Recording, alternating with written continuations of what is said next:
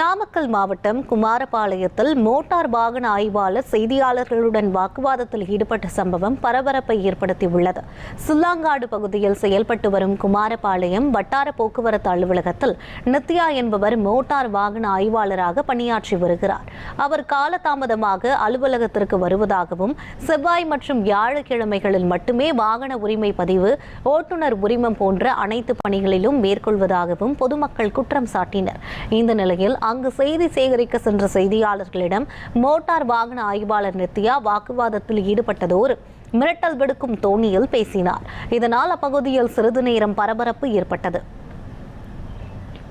நாமக்கல் மாவட்டம் இந்த குமாரபாளையம் தொகுதிக்கு பள்ளிப்பாளையத்தில் வந்துங்க வட்டார போக்குவரத்து அலுவலகம் இருக்கு.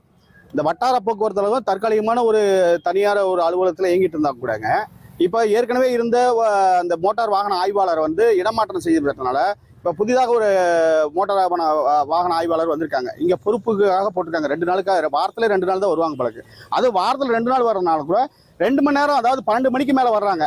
அந்த டிரைவிங் ஸ்கூல்னு சொல்லக்கூடியவங்க ஏற்கனவே இது சம்மந்தமாக நம்ம ஒரு முறை பழைய மோட்டார் வாகன ஆய்வாளர் இருக்கும்போது கூட இது சம்மந்தம் ஒரு போராட்டம் கூட நாங்கள் பண்ணியிருக்கிறோம்.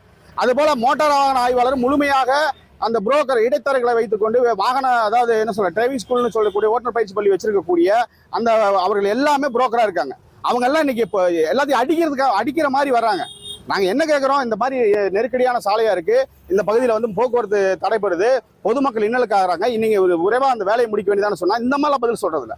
நேரடியாக யார் சொல்றாங்க, அங்க இருக்க புரோக்கர், அவனுக்கு இதுக்கு சம்மந்தமே இல்லை.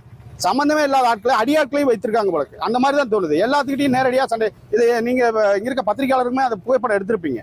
இது போல சிக்கல் இருக்கு. உடனடியாக இதற்கான தீர்வுகளை மாவட்ட ஆட்சித்தலைவர் எடுக்கணும். அதே போல வந்து இந்த போல அநாகரிகமாக நடந்து கொள்ளக்கூடிய மோட்டார் வாகன ஆய்வாளர் மீது நடவடிக்கை எடுக்கணும்னு நாங்கள் கேட்டுக்கிறோம்.